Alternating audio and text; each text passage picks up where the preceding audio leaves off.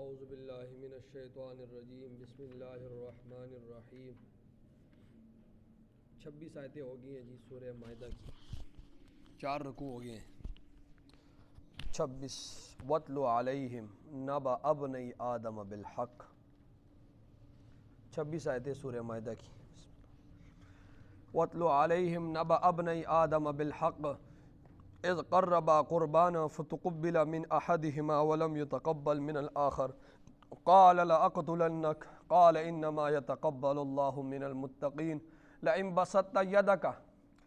بسطت الي يدك لتقتلني ما انا بباسط يدي اليك لاقتلك اني اخاف الله رب العالمين اني اريد ان تبوء باثمي واثمك فتكون من اصحاب النار وذلك جزاء الظالمين فطوعت له نفسه قتل أخيه فقتله فأصبح من الخاسرين فبعث الله غرابا يبحث في الأرض ليريه كيف يواري سوءة أخيه قال يا ويلتى أعجزت أن أكون مثل هذا الغراب فأواري سوءة أخيه فأصبح من النادمين صدق اللہ العظیم۔ یہ 5 آیتوں کا ترجمہ پہلے سن لیں، اس کے بعد تفسیر۔ 26 آیتیں سورہ مائدہ کی ہو گئی ہیں پہلے۔ وَاتْلُ عَلَيْهِمْ، اور اے پیغمبر تو پڑھ ان کے سامنے۔ وَاتْلُ عَلَيْهِمْ، اور اے پیغمبر تو پڑھ ان کے سامنے۔ نَبَأَ ابْنَيْ آدَمَ بِالْحَقِّ، آدم کے 2 بیٹوں کی خبر، بالحق جو بالکل سچی ہے۔ ٹھیک ہے، دوبارہ سن لیں۔ وَاتْلُ عَلَيْهِمْ، یہ ترجمہ ذرا مشکل ہے، میں بار بار کرا رہا ہوں تاکہ آپ کے ذہن میں بیٹھ جائے۔ وَاتْلُ عَلَيْهِمْ، اور اے پیغمبر تو پڑھ، علیہم ان کے سامنے، نبأ ابنی آدم، آدم علیہ السلام کے 2 بیٹوں کی خبر، بالحق جو بالکل سچی ہے۔ اذ قربا، جب دونوں نے قربانی دی، قرباناً قربانی کرنا، فتقبل من احدہما، پس قبول کیا ان دونوں میں سے ایک سے، ولم یتقبل من الآخر، اور قبول نہیں کیا گیا، من الآخر دوسرے سے۔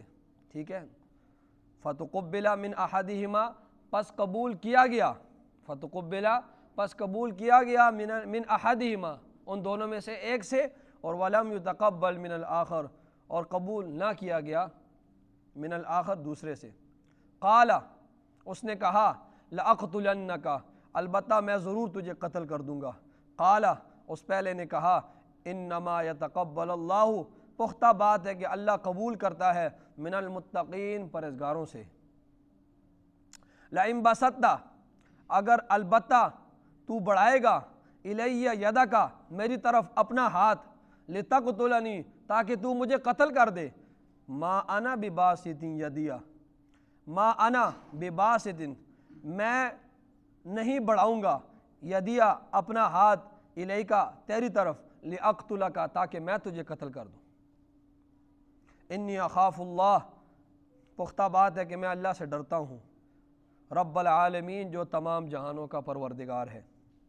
انی اریدو، میں چاہتا ہوں، انی اریدو پختہ بات ہے کہ میں چاہتا ہوں، ان تبوء، یہ کہ تو لوٹے، باسمی میرا گناہ لے کر، و اسمی کا اور اپنا گناہ بھی لے کر، فتکون من اصحاب النار، پس تو ہو جائے دوزخ والوں میں سے، وذالک جزاء الظالمین، اور یہ بدلہ ہے ظالم لوگوں کا۔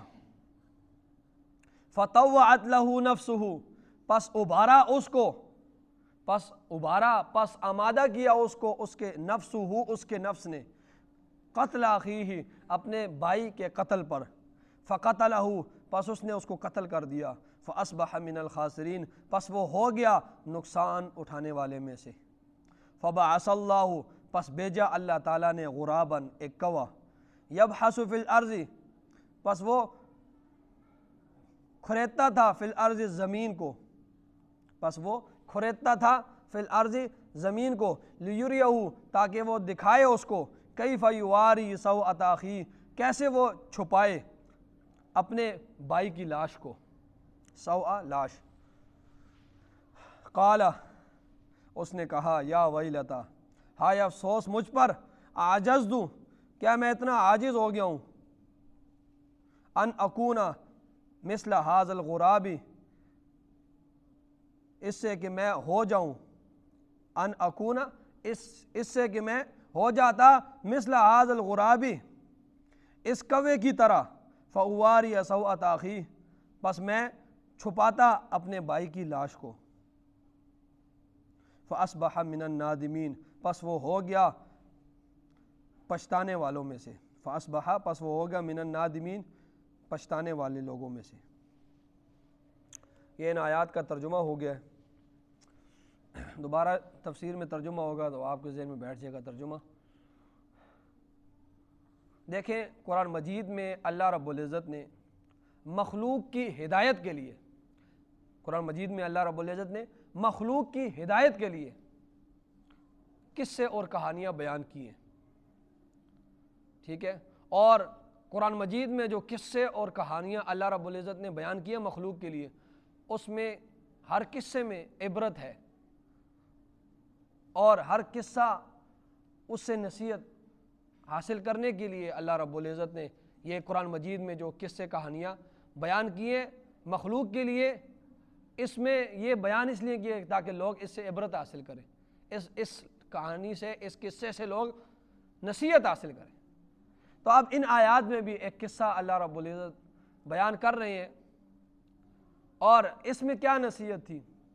اس واقعے میں اللہ رب العزت نے ایک بات بتائی، بس یہ بات بتائی اللہ رب العزت نے کہ صرف خالی نسبت کسی کو کام نہیں آئے گی، صرف خالی نسبت کسی کے کام نہیں آئے گی.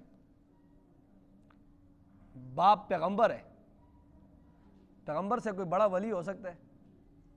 پیر کتب ابدال تو سارے چھوٹے ہیں نا. باپ پیغمبر ہے وقت کا، لیکن بیٹا نافرمان ہے تو بیٹا اس کا جہنم میں جائے گا، وہ باپ کی نسبت اسے کام نہیں آئے گی. تو فرمایا خالی نسبت کسی کام کی بھی نہیں آئے گی. یہ امت کو نصیحت کی ہے اس کا واقعہ سے اللہ رب العزت نے، کہ تمہارا باپ کتنا ہی بڑا ولی ہو، تمہارے اندر کچھ نہ ہو تو اس باپ کی ولایت تمہیں کچھ کام نہیں دے گی. باپ پیغمبر ہو، ولی تو بہت چھوٹا ہوتا ہے، سارے ولی جمع ہو جائے پیغمبر کے پاؤں کے نیچے خاک جو ہے اس کے برابر بھی نہیں ہے. باپ پیغمبر ہو تب بھی اس کی نسبت کام نہیں ہے. ہاں بندہ خود ایمان اور عمل صالح ہو اس کا ہو، اور پھر اس کے ساتھ اس کی نسبت بھی ہو، بندہ خود ایمان والا اور عمل صالح والا، بندہ خود نیک ہو اور اس کے ساتھ پھر نسبت بھی ہو، تو پھر یہ سونے پر سہاگا ہے، نور علی نور ہے، پھر وہ نسبت اس کو کام ہے. اب نوح علیہ السلام کا بیٹا خود پیغمبر ہے، نوح علیہ السلام، 5 بڑے پیغمبروں میں نام ہے نوح علیہ السلام کا، 5 بڑے پیغمبر، نوح علیہ السلام، موسیٰ علیہ السلام، عیسیٰ علیہ السلام، ابراہیم علیہ السلام، اور آپ صلی اللہ علیہ وسلم. یہ 5 بڑے پیغمبر، جتنے بھی 1.25 لاکھ کم و بیش جتنے بھی پیغمبر ان میں 5. لیکن کنعان جو ہے وہ نافرمان تھا، اس نے ایمان قبول نہیں کیا، تو باپ کی نسبت اسے کام کل قیامت کے دن نہیں آئی. یہی بات اللہ رب العزت اس قصے میں بیان کر رہے ہیں کہ خالی نسبت کسی کے کام نہیں ہوگی. ہاں خود بیٹا ایمان اور عمل صالح والا ہوگا پھر اس کو وہ نسبت کام آئے گی. ٹھیک ہے، پھر سونے پر سہاگا ہے.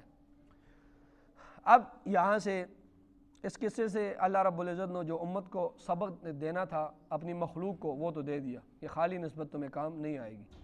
یہ واقعہ سن لو. واقعہ اس طرح تھا کہ آدم علیہ السلام کی جو بیوی تھی نا، بی بی حوا علیہ السلام،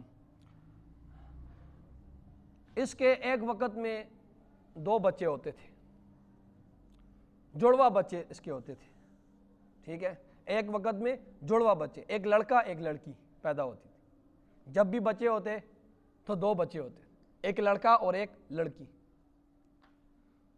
اور پھر جب اگلے ٹائم بچہ پیدا ہوتا ان کا پھر بعد میں، تو پھر بھی 2 بچے پیدا ہوتے، ایک لڑکا اور ایک لڑکی.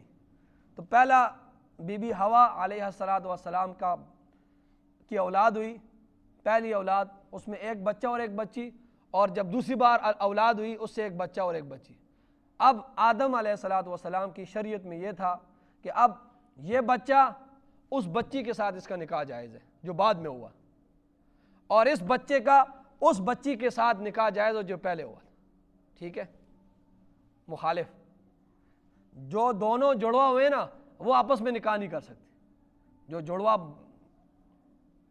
بہن جو جڑوا بچہ بچی ہوئی نا وہ آپس میں نکاح نہیں کر سکتے. ہاں جو بعد میں ہوئی وہ اس کے ساتھ. تو جو پہلے اولاد ہوئی بچہ بچی اور بعد میں جو دوسرے بچہ بچی ہوئی، تو اب یہ بچہ اس بچی کے ساتھ نکاح اس کا جائز ہے اور اس بچے کا اس بچی کے ساتھ نکاح جائز ہے. سمجھ آ گئی ہے؟ سمجھ آ گئی ہے نا؟ ٹھیک ہے. تو یہ اور اس چیز کی ضرورت بھی تھی. اللہ رب العزت نے مخلوق کو بڑھانا تھا، نسل انسانی کو بڑھانا تھا، تو یہ چیز ان کی شریعت میں جائز تھی اور ہماری شریعت میں یہ حکم منسوخ ہو گیا.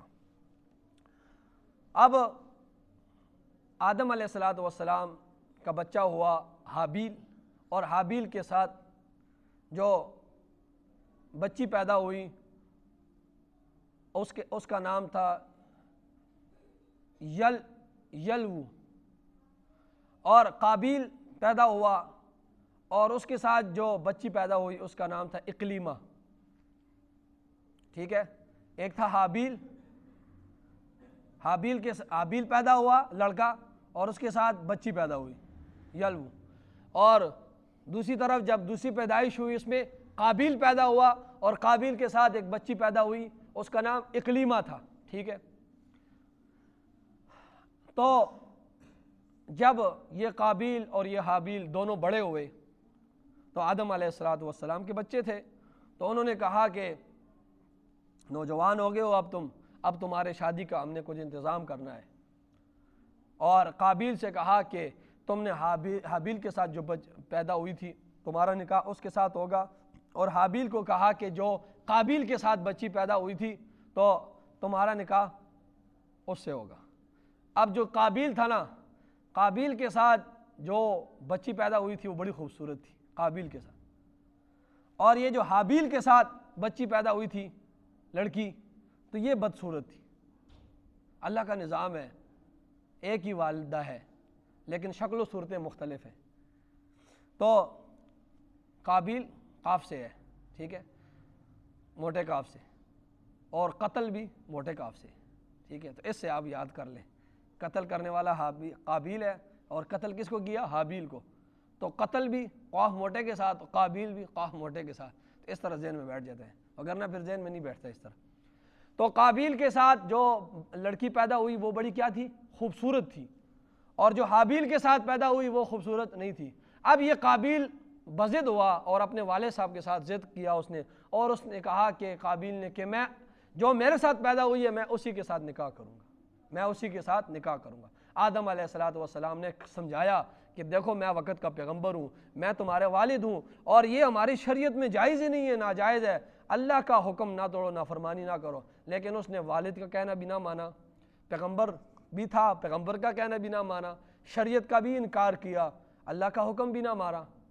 اور اس نے کیا کیا؟ وہ ضد میں آ کر اس نے اپنے بھائی جو ہے اس کو اس نے کہا میں جو ہے اب کروں گا شادی تو جو میرے ساتھ پیدا ہوئی ہے اسی کے ساتھ کروں گا. پھر آدم علیہ السلام نے بی بی حوا کو بتایا کہ اس کو بیٹے کو سمجھاؤ، میری بات تو نہیں مان رہا.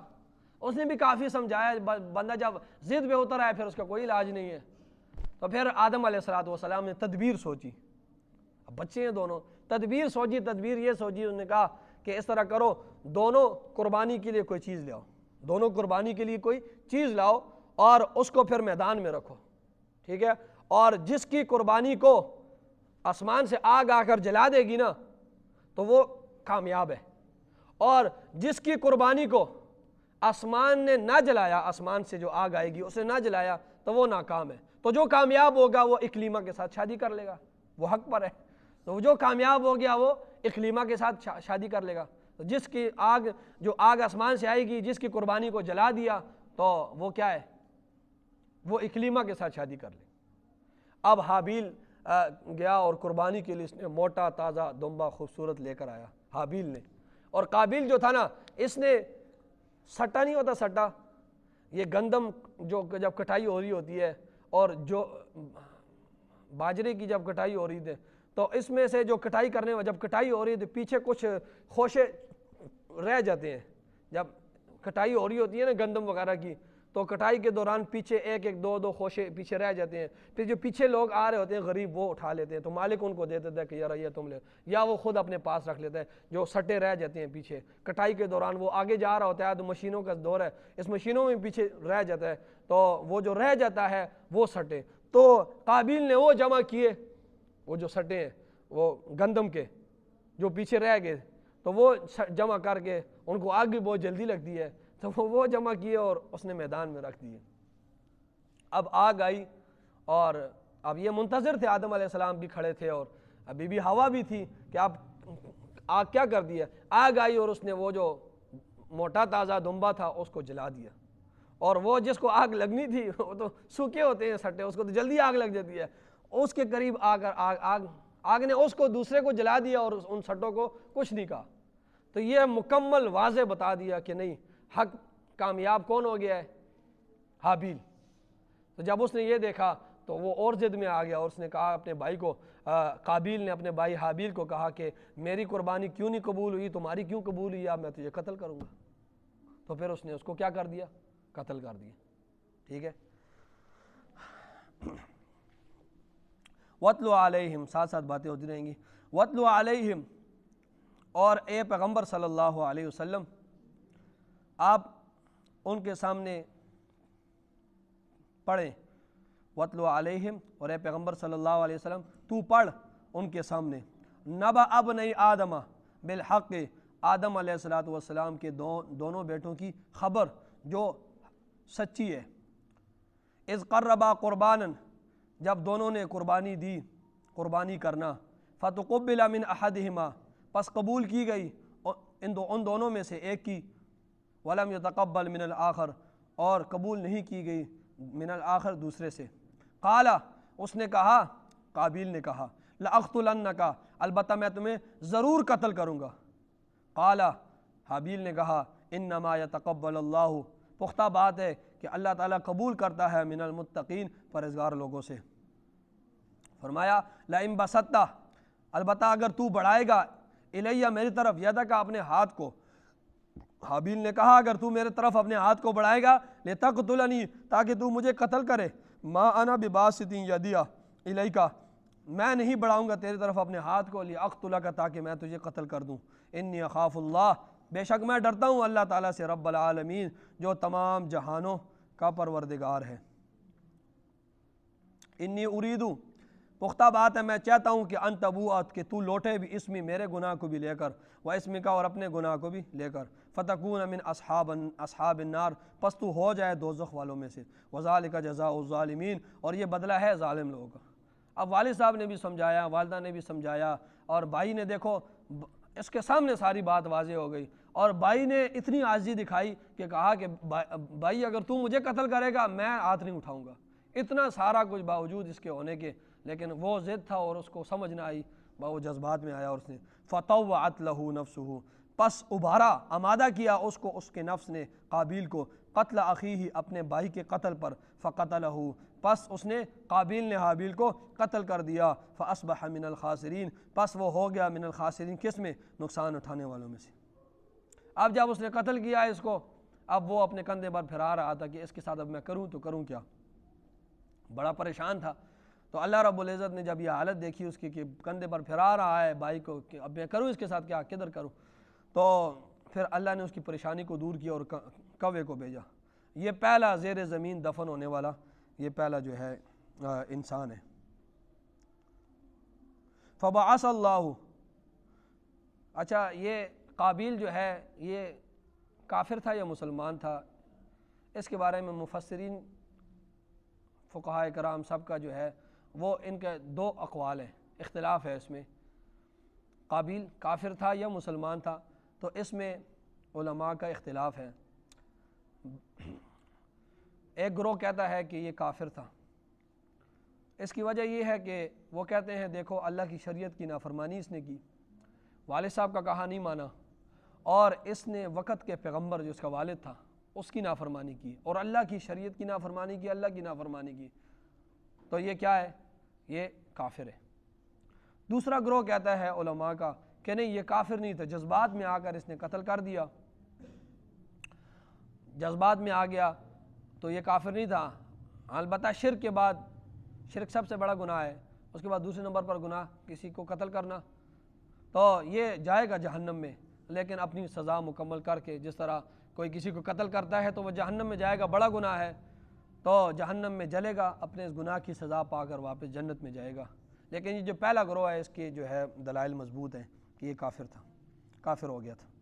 فبعث اللہ، پس ابھارا اس کو، نہیں فبعث اللہ پس کھریدا، فبعث اللہ پس بھیجا اللہ تعالیٰ نے، فبعث اللہ پس بھیجا اللہ تعالیٰ نے غراباً ایک کوے کو، یبحث فی الارض پس وہ کھریدتا تھا، فی الارض زمین کو اپنے چونچ کے ساتھ. اب وہ اس طرح کہ ایک کوے نے دوسرے کوے کو مارا، قتل کر دیا. اب وہ کوا دوسرے کوے کو لایا اور اس نے جو ہے قابیل کے سامنے زمین کو کھریدا اور اس کوے کو جو ہے وہ دفن کر دیا زمین کے اندر، گڑھے کے اندر رکھ کر اس کے اوپر مٹی ڈال دی. ٹھیک ہے، یہ کیوں کیا؟ اللہ فرما رہے لیوریہ، تاکہ وہ دکھائے، وہ کوا جو قابیل کے سامنے یہ سارا کاروائی کر رہا تھا، وہ کیوں کر رہا تھا؟ تاکہ لیوریہ، تاکہ وہ دکھائے اس کو کیف یواری سوءۃ اخیہ، کہ کیسے وہ اپنی بھائی کی لاش کو چھپائے. قال، قابیل کہنے لگا یا ویلتا، ہائے افسوس مجھ پر، اعجزت، میں اتنا عاجز ہو گیا، ان اکون مثل ھذا الغراب، اس سے کہ میں ہو جاتا اس کوے کی طرح. میں ہو جاتا کس طرح؟ اس کوے کی طرح. یار مجھے اتنی سمجھ بھی نہیں ہے، یہ کوہ مجھ سے سمجھدار ہے. تو جو والدین کا نافرمان ہو پھر کوے سے ہی عبرت حاصل کرتا ہے. ٹھیک ہے، تو میں اس کا والد کی بات سمجھ نہیں آ رہی، اس کو کوے کی بات سمجھ، تو وہ کہتے ہیں یار اتنی سمجھ بھی مجھ میں نہیں ہے کہ میں کتنا جو ہے ٹائم ہو گیا میں اپنے بھائی کو پھرا رہا ہوں، یہ کوہ دیکھو نا یہ مجھ سے سمجھدار ہے. فرمایا ان اکون مثل ھذا الغراب فاواری سوءۃ اخی، پس میں کیا کرتا، میں جو ہے چھپا دیتا اپنے بھائی کی لاش کو. فاصبح من النادمین، پس وہ ہو گیا من النادمین، کس میں؟ پشیمان ہونے والے لوگوں میں سے. آمین. الحمدللہ رب العالمین والعاقبۃ للمتقین والصلاۃ والسلام علی سید الانبیاء والمرسلین. ربنا آتنا فی الدنیا حسنہ وفی الآخرۃ حسنہ وقنا عذاب النار. صلی اللہ.